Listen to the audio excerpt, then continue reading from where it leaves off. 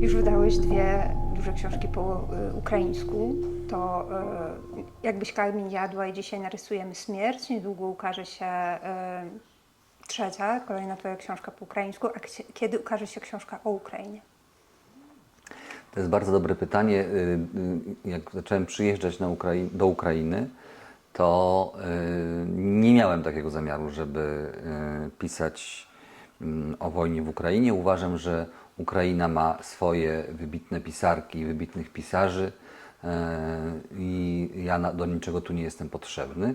I mój tłumacz moich książek na ukraiński, Andrii Bondar, się śmiał, czy śmieje, że każdy polski pisarz teraz musi napisać książkę o Ukrainie. Ja uważam, że nie każdy, że on nie ma racji, ale co drugi.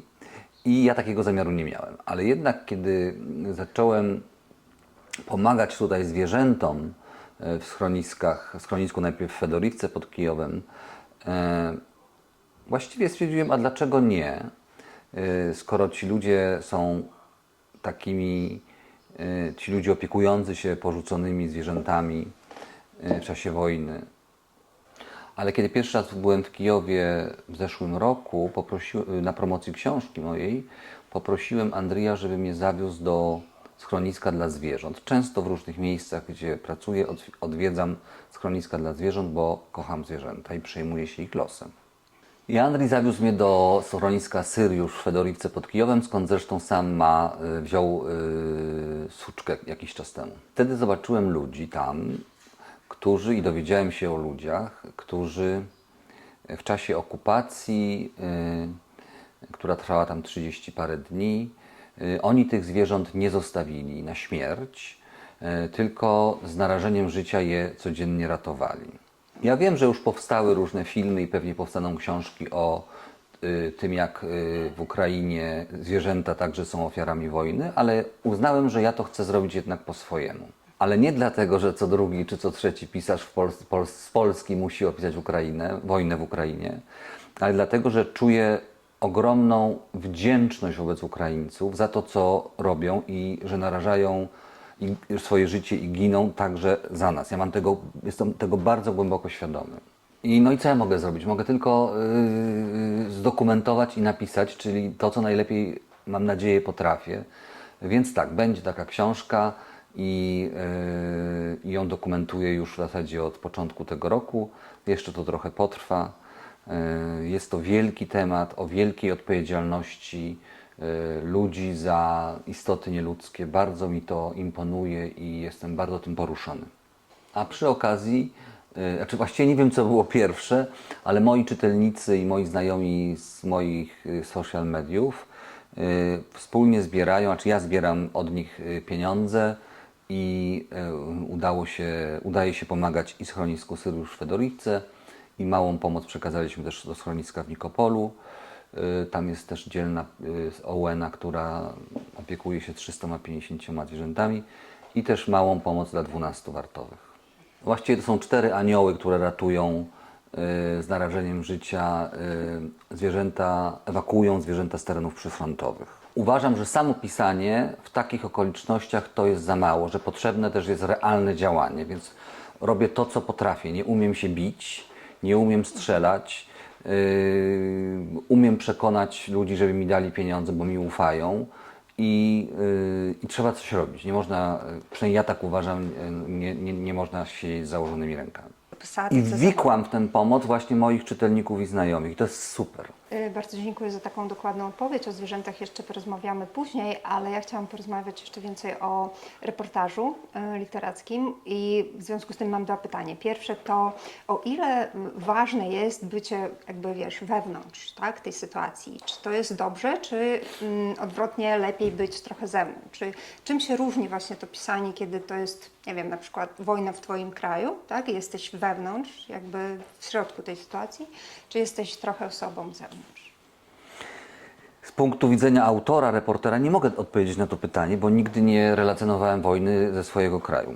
Natomiast z punktu widzenia czytelnika reportaży, który jeszcze czyta te reportaże świadomie, myślę, że i jeden rodzaj reportażu, i drugi jest wartościowy, ale też widzę tę różnicę.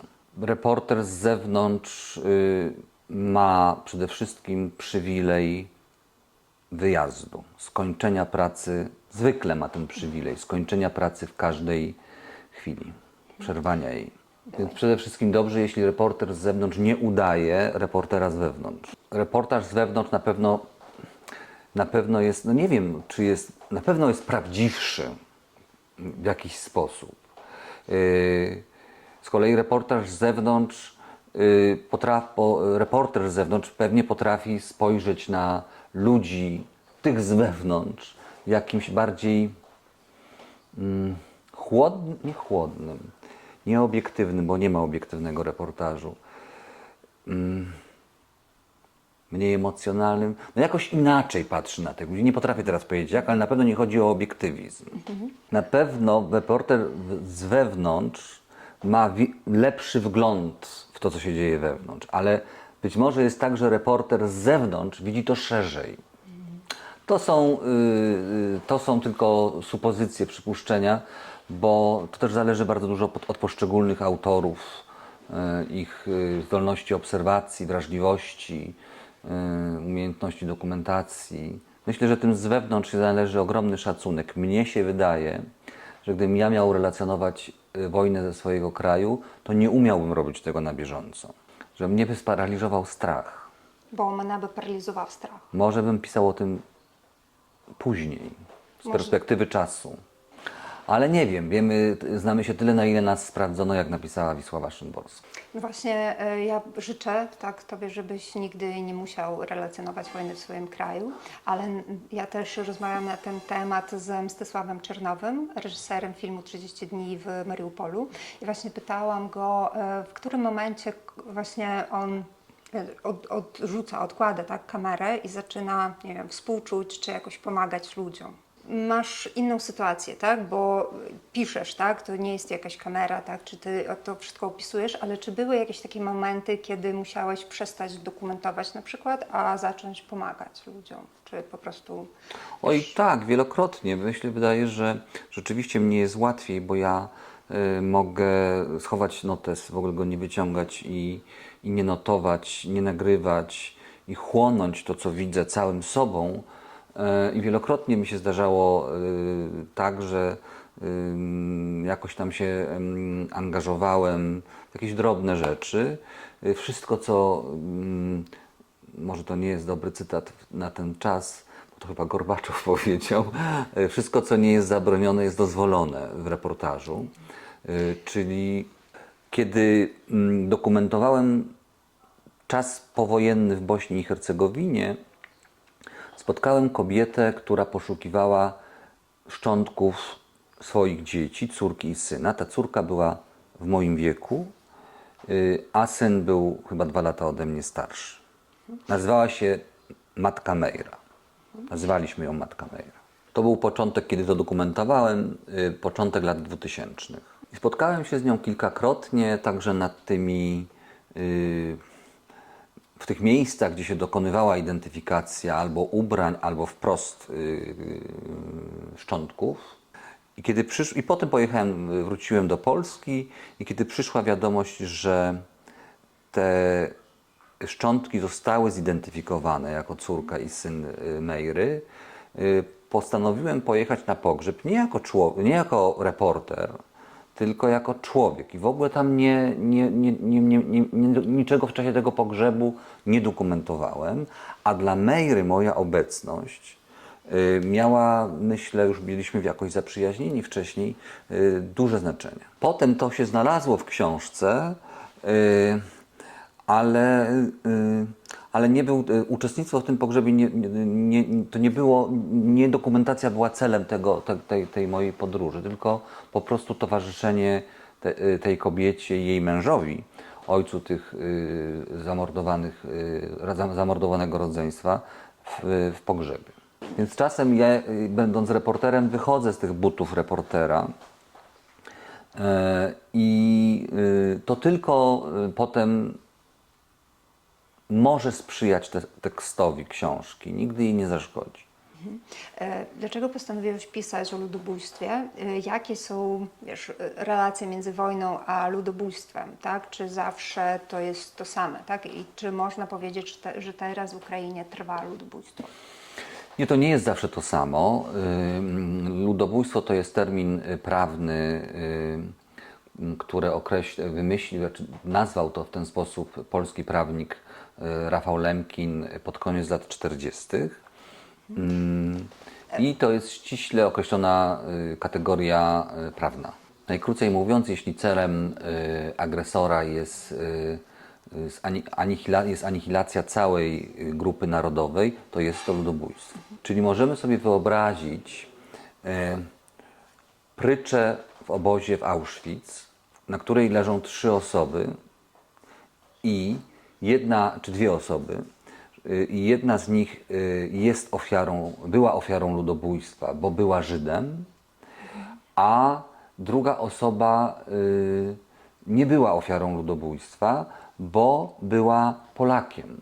Aczkolwiek z punktu widzenia tych ofiar one zginęły tak samo. To nie miało żadnego znaczenia. Ale z punktu widzenia prawa ten pierwszy człowiek był ofiarą ludobójstwa, ten drugi człowiek był ofiarą zbrodni wojennej. A ponieważ ja nie jestem prawnikiem, w związku z tym zostawiłbym rozstrzygnięcie tej sprawy prawnikom i międzynarodowym trybunałom, co nie zmienia faktu, że z punktu widzenia ofiar wiem, że to cierpienie jest ogromne i wina agresora jest bezdyskusyjna. Ale czy wojny powodują ludobójstwo, czy ludobójstwo powoduje wojnę, tak? W jakich to, wiesz, jest relacjach, tak?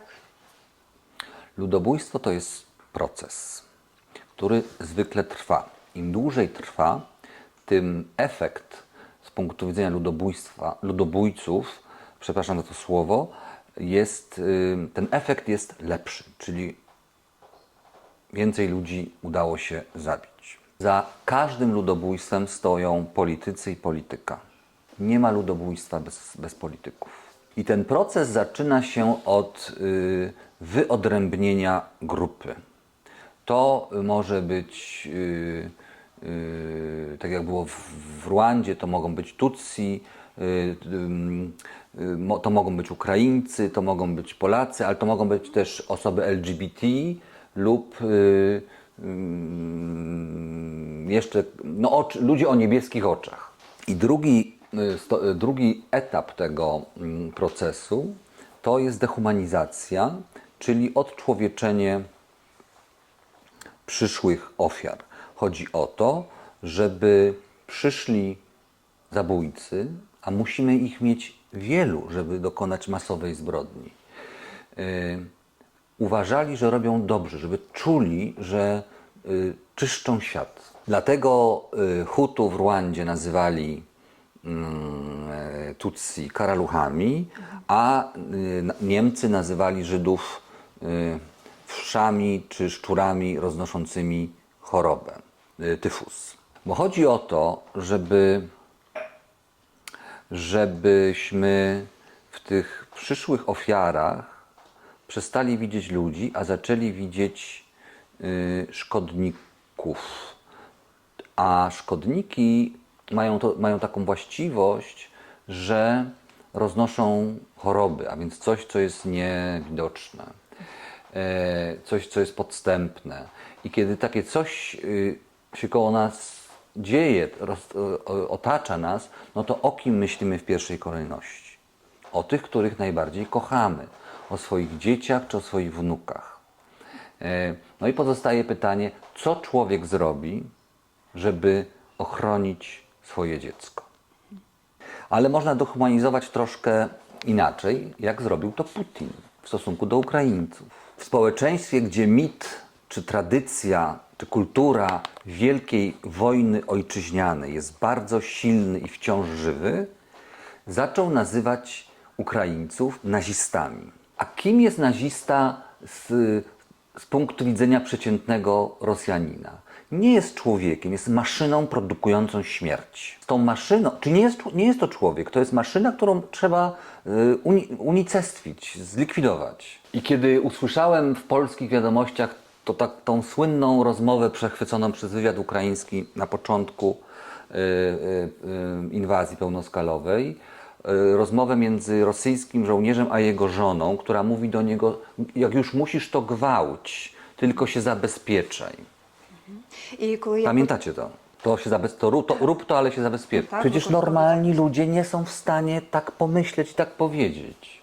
Ale ludzie, którzy mają tak wyprane mózgi,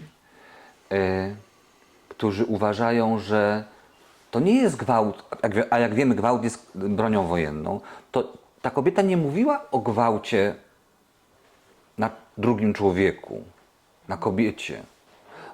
Ona w swojej głowie myślała o jakimś zdehumanizowanym organizmie, jak o maszynie, która właśnie produkuje śmierć, której można zrobić wszystko i wszystko będzie usprawiedliwione.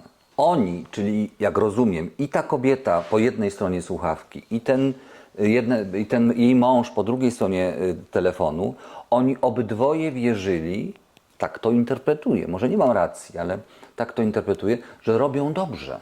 Oni naprawiali świat, czyścili świat z nazistów, bo im Putin wmówił, że w Ukrainie mieszkają naziści, a na pewno ludzie są rządzeni przez nazistów. Oczywiście, no i wtedy masowe zabijanie, kiedy mamy przekonanych ludobójców, ale musimy ich mieć wielu, żeby mieć masowe zabijanie, jest łatwiejsze, czy łatwe. Bo ludobójcy mordują z pasją. Ale masowe zabijanie nie jest ostatnim etapem ludobójstwa, bo jeszcze jest wymazywanie. Czyli kat próbuje zatrzeć pamięć po ofierze. Ofiara ma nie istnieć. Ofiara nigdy nie istniała. Dlatego Niemcy palili synagogi.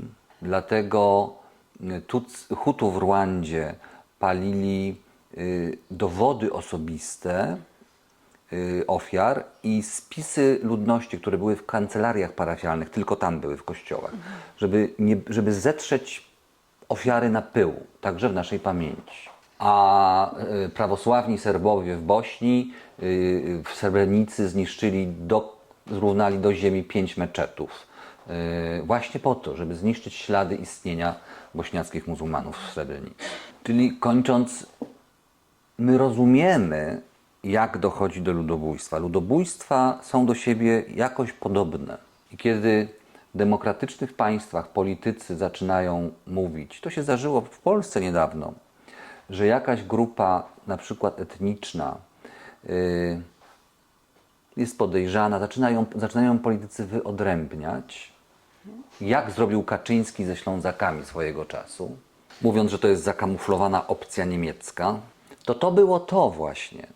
Ale na tym polega demokracja, że są wyborcy, którzy mogą głosować i zdecydować, czy oddać mu całą władzę, czy oddać mu pół władzy, czy w ogóle go strącić w niebyt. I mam nadzieję, że jesteśmy na tej drodze, że go już niedługo nie będzie. Właśnie w obliczu tego wszystkiego, jaka jest rola reportażu literackiego? Czy może reportaż nie tylko zachować pamięć o tych ofiarach, ale też zmienić coś w sensie takim prawnym też? No może się tak zdarzyć, że reporter dotrze do jakiejś historii, do której nie dotarł wymiar sprawiedliwości i tę historię przekazać. Tak się teoretycznie może zdarzyć. Na pewno ci reporterzy z wewnątrz są świadkami wprost, uczestnikami tego, co się dzieje i mogą świadczyć jako świadkowie na przykład. Ale raczej ja postrzegam inaczej rolę, no może nie inaczej, ale wydaje mi się, że pierwszym zadaniem takiego reportażu literackiego, który opowiada o tych strasznych sprawach, jest oczywiście zapisanie, że to się po prostu stało, że ludzie zrobili to ludziom. I to się przydarzyło normalnym ludziom. Słowem, to się może przydarzyć także nam.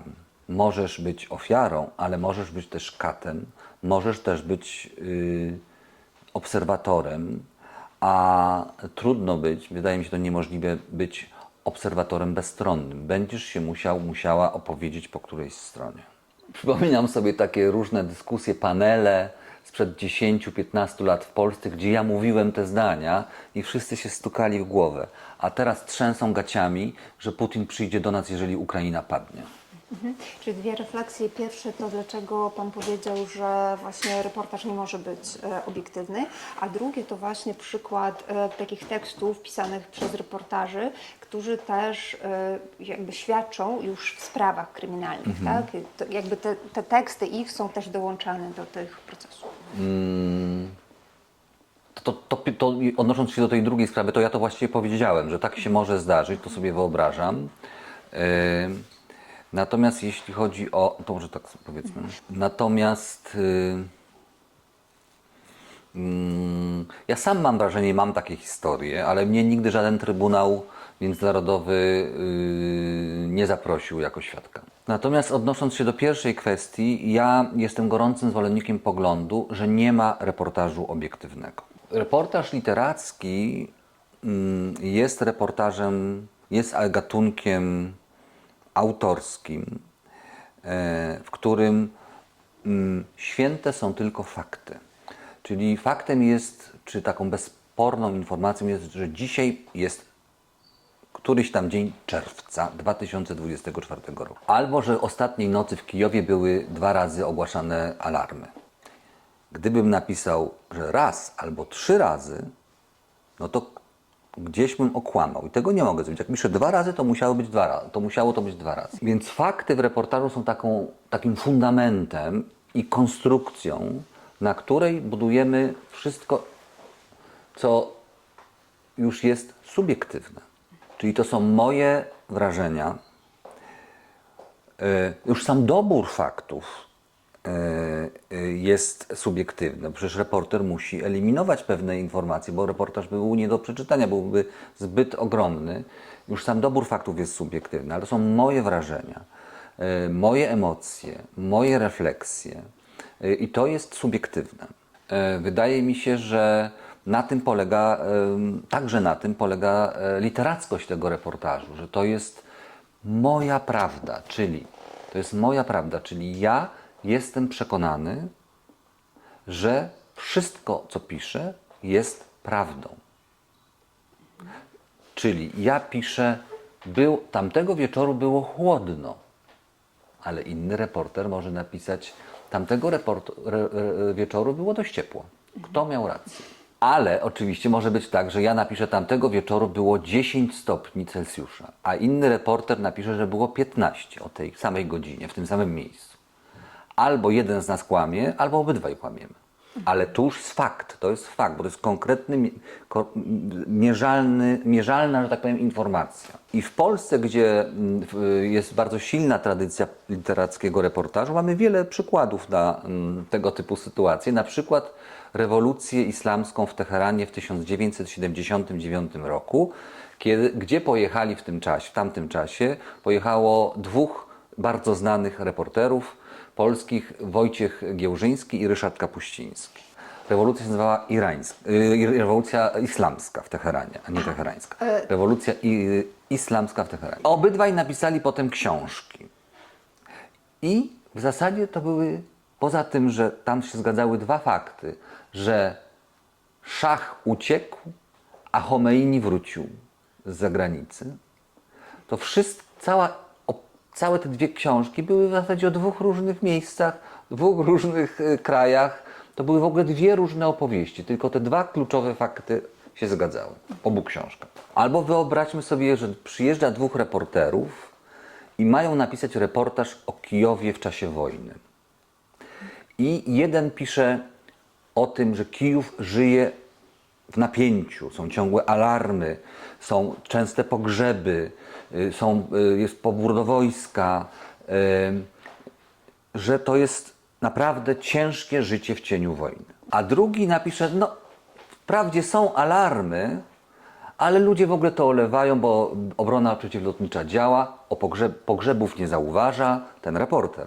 I pisze, i mają tutaj działające super centra handlowe, świetne restauracje, świetną kawę, pięknych ludzi. No może nie są uśmiechnięci, ale za bardzo, ale generalnie też nie są tacy smutni.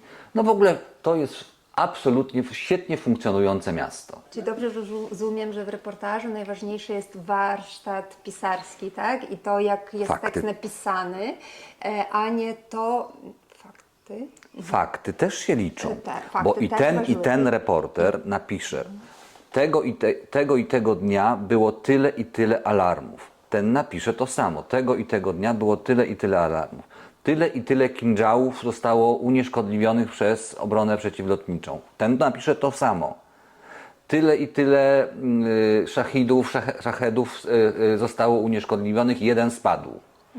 Ten napisze to samo. Tu będą zgodni. I te fakty muszą być. Ale te historie w sensie, w takim wydźwięku mogą być bardzo różne. Obrona działa. Ludzie się uczą, pracują, miasto funkcjonuje, czyli optymistycznie, nie? A drugie, obrona działa, ale są ofiary, są pogrzeby, jest pobór do wojska, ludzie cierpią, rodziny cierpią. Moja książka o Rwandzie, która wyszła po ukraińsku w przekładzie Andrija Bondara, opowiada o strasznym dziedzictwie ludobójstwa 15 lat po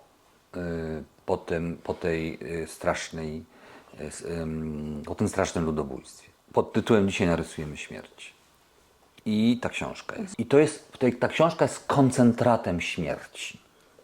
A przecież wtedy, kiedy ja dokumentowałem tę książkę, tam były dyskoteki, młodzież studiowała, ludzie się już zaczynali uśmiechać, zaczynali Tutsi z Hutu razem handlować. No wprawdzie jeszcze nie było mieszanych małżeństw, jak było wcześniej, ale Rwanda szła do przodu, miała dużo pieniędzy z zagranicy, można było napisać bardzo optymistyczny reportaż. Wprawdzie przeżyliśmy 15 lat temu ludobójstwo i pamiętamy o nim, ale jednak jesteśmy hura do przodu.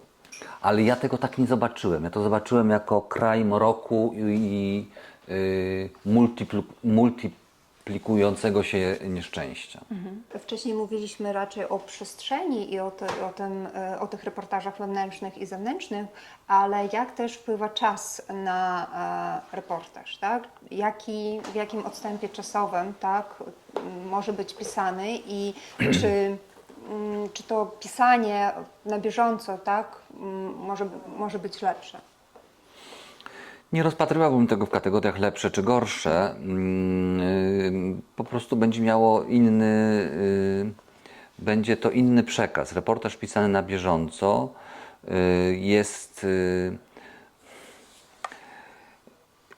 siłą rzeczy bardziej doraźny, ale też zostanie na dłużej jako dokument, w sensie takim dosłownym, że to będzie dokument, zapis tego, co się działo. Podejrzewam, choć nie mam na to twardych danych, że taki doraźny reportaż w sensie takim powszechnym żyje krócej. On będzie czytany potem przez hobbystów, przez historyków, jako właśnie źródło najlepszej wiedzy, ale nie przez masową publiczność. Bo reportaż ma dzisiaj inne funkcje niż miał 30-40 lat temu. I reportaż nie ma co się ścigać z informacją. Od rzeczy aktualnych jest informacja. Przecież ona może być krótsza, ale może być też dłuższa. Kiedyś reporter jechał na drugi koniec planety, znikał na rok, wracał po roku, miał kolejny rok na pisanie, w kolejny rok książka była w obróbce, książka wychodziła po 3 latach i wciąż była świeża i aktualna. Dzisiaj reportaż musi mieć coś więcej niż tylko informacje. Musi być wzbogacony właśnie o to, co subiektywne, czyli mówiąc najkrócej, o refleksję autora.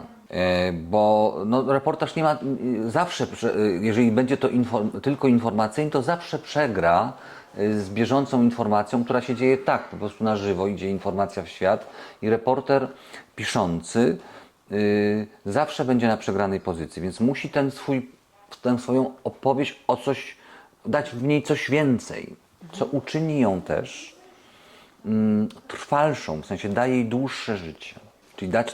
Czyli chodzi o to, żeby po 20 latach ta opowieść wciąż była, przepraszam za to słowo, bo nie znajduję lepszego, atrakcyjna dla czytelnika, żeby tam ciągle było coś świeżego. I już ostatnie pytanie, bo resztę wyślę też do takiej pisemnej odpowiedzi, ale pytanie, czy reportaż to jest właśnie więcej dziennikarstwo czy literatura i jaka jest formuła, tak, dobrego reportażu, jeśli w ogóle da się taką formułę też. Formuła to Formuła? znaczy Формула 1 плюс 2 дорівнює 3. A, czyli takie równanie? równanie, czy no wiesz, no recepta, tak? Czyli recepta. przepis, czy przepis na dobry reportaż, może tak to ujmijmy. Czy reportaż jest literaturą, bliżej literatury czy dziennikarstwa?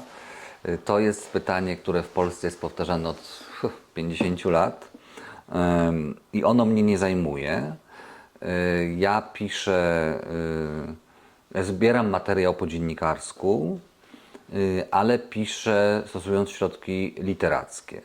I niech ci, co czytają albo żyją z opisywania naszej pracy, się tym martwią. Takie rozważania, czy reportaż jest literaturą, czy dziennikarstwem, no to pewnie mogą prowadzić na manowce. Na przykład o reportażu Ryszarda Kapuścińskiego mówiono, że to, co on robił, to już nie był reportaż, to była literatura. Czyli reportaż według niektórych mądrali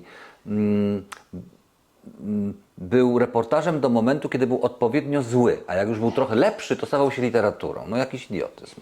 Ale oczywiście nie każdy reportaż jest literaturą i tak jak nie każda proza, czy nie każde pisanie fikcjonalne jest też literaturą. Czasem po prostu jest to zły tekst.